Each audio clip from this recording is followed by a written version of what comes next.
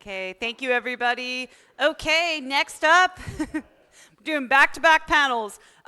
We have Shinya Mori of Fracton Ventures. We have Scott Moore of Public Works and Cheeky Gorilla of Protocol Guild. And they will be discussing next roads and bridges, funding our digital infrastructure. Cool.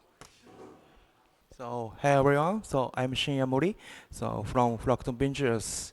I'm working on Fracton Ventures as a researching and development of public goods funding. So, I'm a reviewer of Polygon grants programs reviewer. So, today, I will provide these sessions by Scott and Checkies. Yeah. So, this session is a huge focusing on crypto public funding. I think there are many weird non-crypto people. So do you work on crypto space? Please raise your hands. Yeah, maybe a few. Yeah, and then okay. So this session aim to deep dive into crypto public funding. Um, for crypto people. So, but this session aim to find a new word who are non-crypto peoples. So, I invited greatest speakers, who have a great experience and great knowledge on crypto space, Scott and Jackie. So, first, thank you. First, I'd like to share the context and background of crypto public funding, especially Ethereum. Ethereum is next.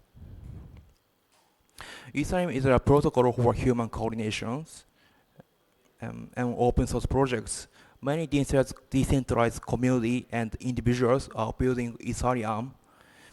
So, but actually, Ethereum contributors don't have some incentives in order to build Ethereum and the Ethereum ecosystem sustainably. We need economic incentives. So I mean, it is public funding. So originally, it is hard to provide and maintain public goods. So, but Ethereum may be able to fix global human coordination problem instead of the government. So, especially through public goods funding. Next.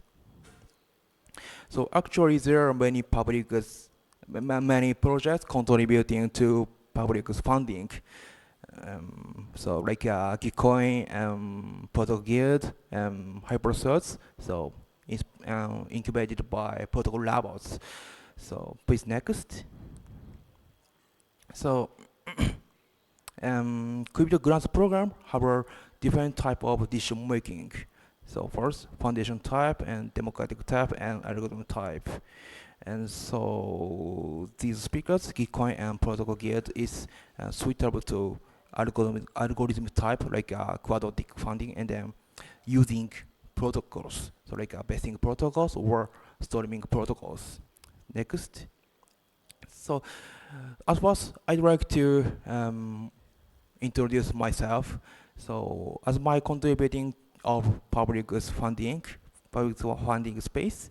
So I'm working on researching grants programs. I try to find the different among various grants programs, quantitatively grants programs by comparing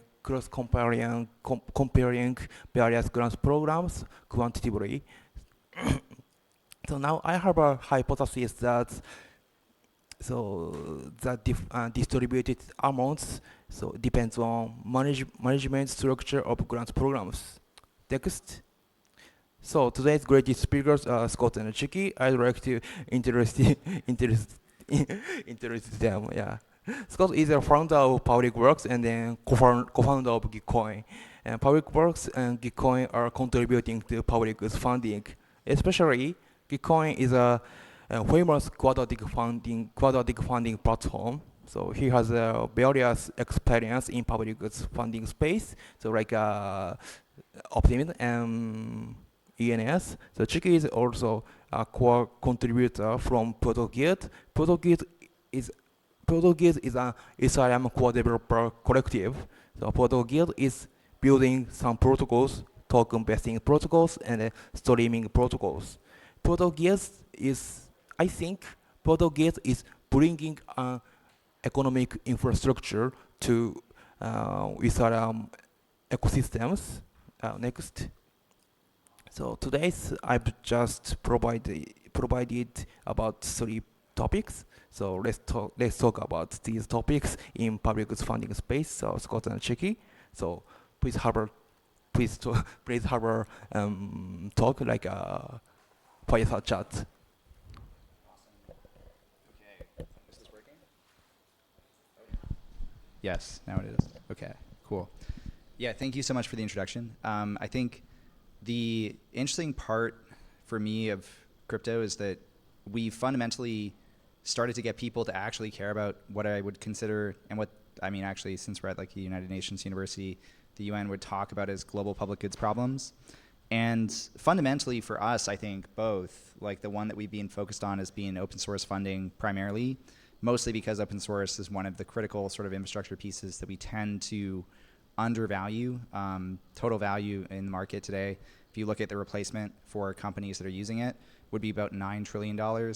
So it's like a pretty major part of the economy that people just don't measure until recently. And ultimately, the crypto ecosystem, as someone who's spent a lot of time working with folks like Nadia, who wrote the book Working in Public, and the GitHub team who created GitHub sponsors, crypto has really actually brought this problem to the forefront and distributed a lot more value than traditionally has been sort of available for this sort of problem. So when I think about like how does crypto fix public goods funding, I guess like my first thought is just like, you know, why is it that like crypto has like actually had this major impact on open source, and what is it about the culture? And maybe that's a question, I guess, for like Cheeky. It's like, what got you sort of into this space of public goods funding, but especially like open source software, and like, why do you think the values of Ethereum and crypto resonate so much, you know, when it comes to that topic? Yeah, I guess thank you, Shinya, for the introduction. Thank you, Scott, as well. Honored to be up here. Hello, everyone. So yeah, you heard correctly. My handle up here is Cheeky Gorilla. I go by Cheeky, and that's not because I have some weird fascination with apes. It's because I have a weird fascination with privacy. In fact, like I'm a little bit crazy about privacy. That's why I am Cheeky Gorilla, because I basically didn't want to have any association outside of my work with Protocol Guild. Not because I've done some shady stuff, to be clear, but I think when we look at Ethereum specifically, one of the kind of initial ideas beyond like decentralized Uber, I'm sure everyone remembers that one, one of the promises that we had was like log in with Ethereum. This notion of, you know, keeping your own data secure with your own wallet, your own keys, right? This idea that, you know, by logging into different platforms online, you wouldn't have to just force give away all of your personal information. And obviously, as a privacy focused individual, that really appealed to me. And so that was one of the key things that really hooked me about Ethereum specifically. But then obviously to bring that to open source software, to anyone who's not on a privacy journey like me, open source software, not just crypto, but open source software is fundamental for privacy, right? Because, you know, you can be using any kind of software, and odds are you're feeding that software a lot of data, right? And if that software developer tells you, trust me, bro, we're not using your data in any kind of nefarious way, how can you actually verify that, right? How can you trust that? This phrase, trust but verify in crypto, like think about that from privacy perspective when using open source software. If you're using open source software, you can verify this stuff. If you're not, you cannot verify anything. And so that to me was the reason why I was kind of really into open source software at the start, and why I saw that easy bridge from open source software into Ethereum. And then, of course, wanting to support all of that ultimately led me to the Protocol Guild, which is a collective funding mechanism for Ethereum's core devs, the developers who are building the thing. Obviously, in my case, I wasn't smart enough to be a core dev, so I did the next best thing, which was help them operationally. So yeah, I think I haven't quite answered the question for number one, but that's kind of my background of where I kind of started on that path. Yeah, I think that like privacy is ultimately, I mean, another form of public good, ironically, right? Like it's one of those things that we don't think of as a necessary thing until it's lost, and then we sort of regret usually the sort of lack of focus on those pieces. I mean, for me, like the privacy journey is really interesting because there is a lot of overlap between the hacker infosec sort of community and the crypto community, and both of those communities tend to care about open source software, but they also tend to care about sort of innovation and ways to sort of bridge sort of old world and new world thinking when it comes to like how software is developed. And like, you know, you see this with even the way that like security firms work, where you have red teams and blue teams. It's like, let's at least kind of engage with the idea that we live in a more adversarial environment, and like engage with you know, the trade-offs of that, and try to provide, you know, in that context, the best space for people to operate, and like, you know, a kind of like positive sum or public good in the context of that software. But yeah, definitely, I mean, for me, like it was actually a sort of similar journey of just using a lot of open source software and machine learning, and I ended up deciding actually, like, where is all this coming from? I should probably do something about this. And similarly, wasn't really smart enough to contribute to those libraries in a sufficiently robust way. I made some PRs, but they weren't like very good, which maintainers hate, by the way. Actually, I should say, like, you really need to like maintainers, like, if you make a bad PR, they're just like, this is more work, this is more things that we have to worry about. Which is one of the, that's kind of the, I guess, the fundamental like problem is basically in all these cases, things like privacy, things like open source software, usually the people who are supporting them and creating value with them are underpaid themselves, or are not really given any of the economic value that we were talking about before. So, for example, the average open source software developer makes, I think, about less than $1,000 per month on their open source software. Obviously, they usually have full-time jobs that they're doing on the side. But with things like OpenSSL in 2015, which was the sort of like library that where the Heartbleed vulnerability was from, that, you know, didn't save people from billions of dollars of damage. It didn't save people from the actual attacks, because the person who was doing the full-time job had nothing, you know, no time to work on the actual core library that they were supposed to be, in theory, working on. And so, you know, this sort of is a huge problem. And these, mechanisms that we were talking about in the intro are basically two ways that crypto has started to get like a little bit more of a foothold on this. So quadratic funding being the one that Gitcoin kind of forwarded, of how do we democratically allow communities to decide on what should be funded via basically taking a matching pool from a large sponsor or donor, and then letting people individually donate and weighing those donations according to the level of interest, the relative level of interest that those people have in seeing a project succeed, and then basically reallocating the larger pools based on that work. The benefit of that model is that it is democratic. It provides like open access. The downside of that model is it requires that you're very careful about who actually is participating in the process, because if you're not, ultimately, you know, you might not get very many good projects funded. You might end up with a lot of noise. You might end up with a lot of things that are being funded by non-domain experts. And so this was like actually a challenge that I think we sort of ran into with things that were in more of the climate space. I think we did some really good work there. But I think actually the best work we did was in the open source software space, in the sense that things like Uniswap, things like Optimism, things like Tornado Cash, which is obviously, you know, I think one that we both sort of resonate with, although it's in some tricky situations right now. Those were projects that were really funded because the community deeply sort of knew what was relevant to the Ethereum ecosystem at the time.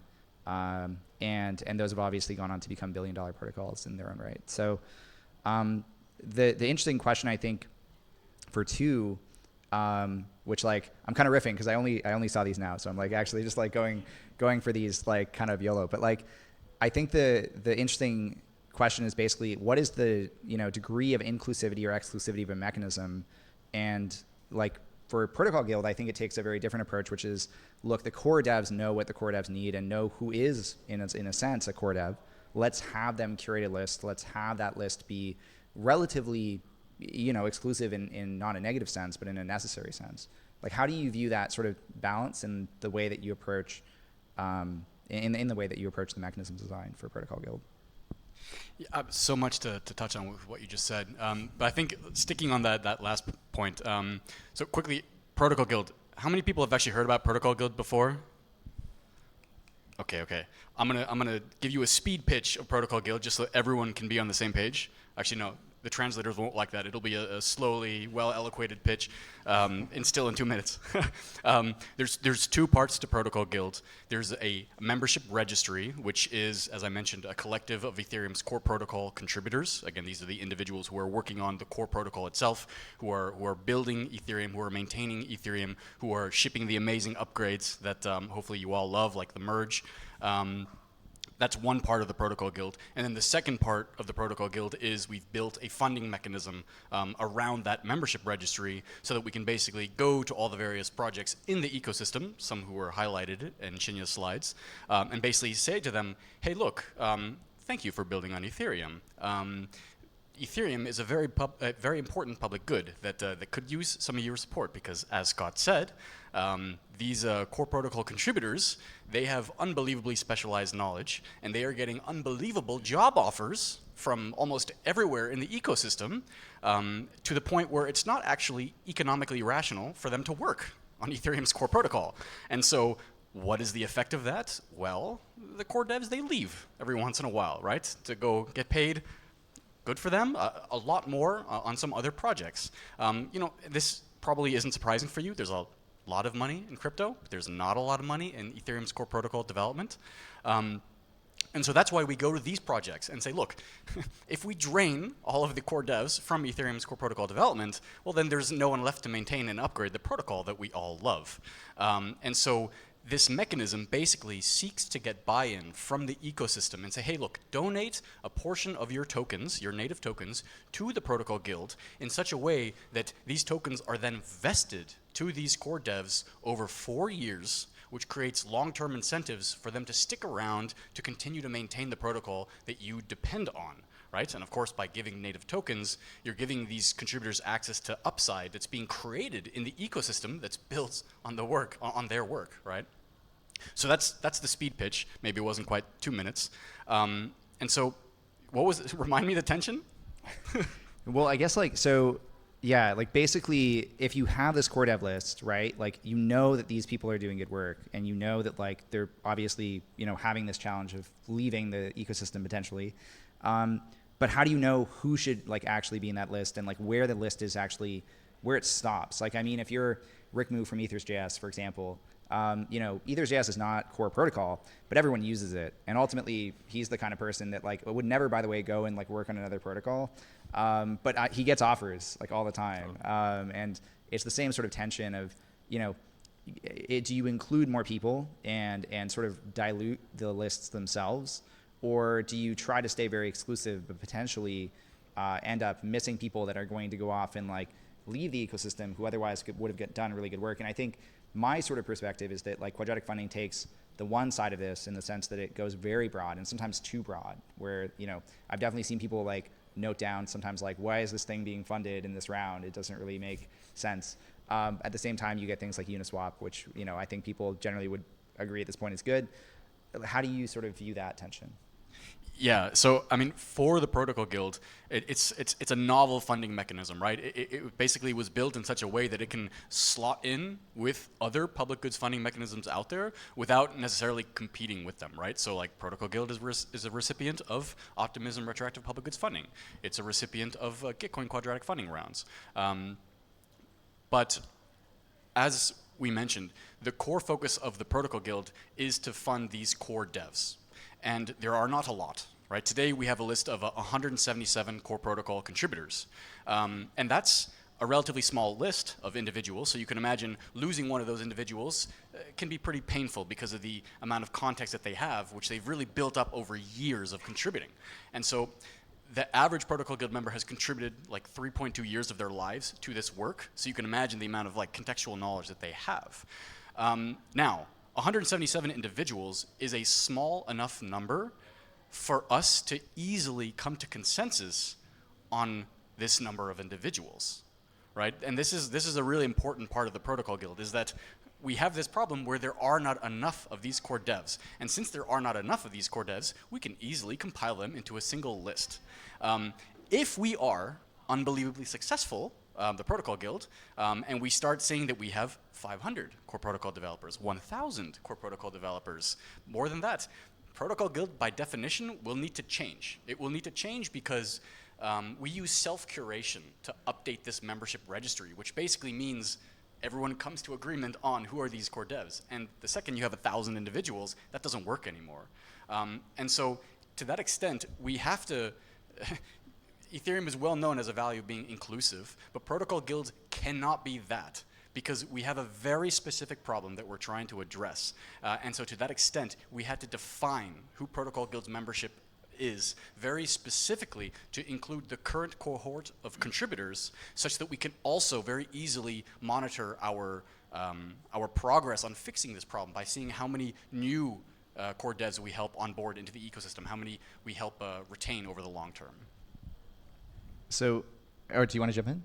Or, like, I mean, the TLDR for me is like, what's really interesting is that like, you can actually bootstrap this mechanism then for any case where you don't have enough of the thing that you're looking for, because your sample set is small enough to actually like build out an initial list and kind of curated community.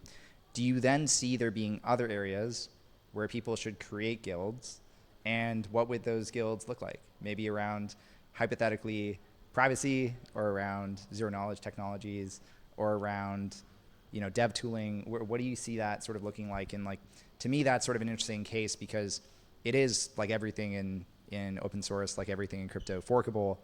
Do you think that would help the value of the mechanism in a sense, or would it dilute the quality of the mechanism?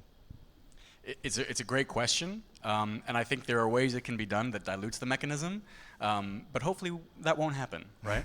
But look, I mean, there obviously is a lot of talk nowadays about spinning up new guilds, right? Because again, Protocol Guild is very specifically focused on one thing. What about the other things? Like, for example, you might be surprised to learn that Solidity, the Solidity contributors, are not part of the Protocol Guild.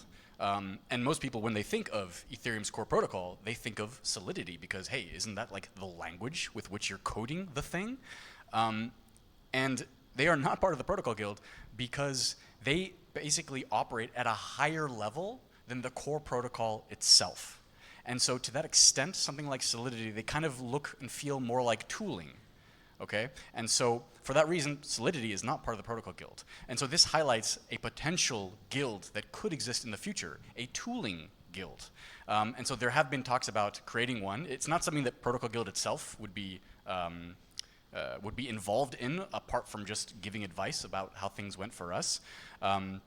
Specifically because A, Protocol Guild is enough work in and of itself, but B, we don't have the context needed to basically curate those other registries for those other guilds. And so this kind of goes to your question now. So something like a dev tooling guild, to execute that properly, you would need to start with a very specific eligibility criteria. You would need to have an eligibility framework with which you can go to different stakeholders in the ecosystem and basically I guess, convince them that they should be part of this mechanism, and convince them that other people should be part of this mechanism too, to a limit.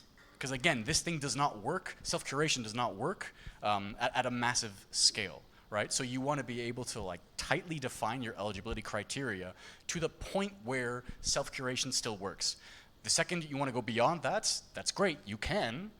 You're just not going to use self-curation anymore. And just because self-curation works for the Protocol Guild doesn't mean it's what everyone else needs to use. However, obviously it works for us, and so when we will talk to other potential guilds out there, that's how we will approach the topic, which is starting from the smallest group possible, so that you don't have any, because this is where things can fragment, right? If you have two competing groups who don't think they should be in there, over the long term, that's going to get very messy. So from the beginning, you need to have buy-in from everyone that this is like the best group of people to reflect this guild, because obviously you're going to be fundraising for this. And so to that extent, the legitimacy of your guild is foundational for fundraising, because if people think your guild is a mess, if people think your guild is not properly defined, if people think that the guild has weird people in there that does not belong, or weird teams in there that do not belong, it's going to hurt your legitimacy, it's going to hurt your fundraising. So these are really, really important things to think about when creating a guild. The good news is that someone much smarter than me, Trent Van Epps, he has written 2 mirror posts about this. I think the first one is called "So You Want to Start a Guild," so you can search for that. And I think the second one, I don't know what the second one is called. It was much more recent, but if you look at his Mirror website, trent.eth, you'll find it. And so he's written extensively about this. And he basically lists out all the considerations that you should have when thinking about these things. So this is actually good, because we touched on legitimacy, and I didn't see the third question yet. So when we're talking about legitimacy, like, I guess maybe one question related to that is, what do you think an illegitimate guild would look like? Like, what is an example of a guild that you don't want to see? This is maybe too spicy, but like, is there something where you think that breaks down? Like, obviously scale of the number of people in the guild is one piece, but like, is there a type of, specificity to the category that is being funded? Or is there a place in which the type of thing being funded would just be too non-neutral to actually be suitable for that kind of mechanism? And in those cases, even beyond QF, like, what do you think, like, the other mechanisms are that you would say inspire you, or you think people should sort of start to build on? Yeah, I mean, there are some projects out there that say they already have guilds, and I guess by definition, maybe it is a guild, but they're work for hire. Right? They basically say, like, we are like a kind of a bargaining collective that has this group of individuals who are willing to do work and will do work for pay. That is not Protocol Guild. And for a very clear reason, right? Protocol Guild is about Ethereum's core protocol. Ethereum's core protocol needs to be the most credibly neutral, the most secure, the most decentralized smart contract platform, digital currency out there. And so to that extent, we cannot have projects basically giving cash for features. And so any kind of guild out there that is doing that, I would question the legitimacy first and foremost, but I'd also just question, like, are they a guild at all by my definition? And probably they're not. Now, as for other public goods mechanisms out there, without getting too spicy, I mean, going back to the first question, how does crypto fix public goods funding? It hasn't. And this is really important, right? It is, so far to date, been a series of experimentations. And some of those experimentations are working better than others, right? And we've already covered a few of the ones that we think are working well. And just because there's a public goods funding mechanism that hasn't been successful doesn't mean that it's not legitimate. It just means it was part of this experimentation, hopefully. It was part of this experimentation, and it needed to be tweaked more. But going back to open source, that's one of the beauties of why we can have such rapid experimentation, is because everything is open source. Everything can kind of be copy-pasted and put some tweaks in there to see if it works better next time. And so, I think for the most part, everyone should be very open-minded about any new public goods funding mechanism that's announced, if done in good faith, because it brings us to where we're all trying to go, which is fixing public goods funding. We do not have the way to fix this yet. Again, we have a series of experimentations, and hopefully the learnings from all of those will actually give us something tangible that can make the world a better place. Continue funding Protocol Guild, continue funding other mechanisms, and continue, hopefully, experimenting with solutions to global public goods. I think that's a good place to end off. Did you have anything? Yeah, Shinya, maybe you wanted to Rachel, add? time up round. Yeah, I actually had one question. So regarding Protocol Guild, are there any opportunities for non-technical individuals to get involved? Did you see our tweet? Are you laying me up for this? Oh, no, not at all. I'm genuinely asking. We just tweeted about this, so thank you. We are looking for people like me who are not smart enough to be core devs, but who want to help out with the operations of the Protocol Guild. Turns out running a guild is a lot of work, and we need more hands on deck to help us scale this mechanism. So if you do have a passion for Ethereum's core protocol development, and you have been looking for your in, this, in my biased opinion, is an amazing in. You can check out our Twitter, I guess, for the post. There's also, I think we literally tweeted about this today. There's like a job description ish, and that should give you enough to chew on. Okay, thank you, Cheeky Gorilla. All right, so we're wrapping up now. You guys done? All Cool. good. Thank you so Awesome. much. Thank you guys so much.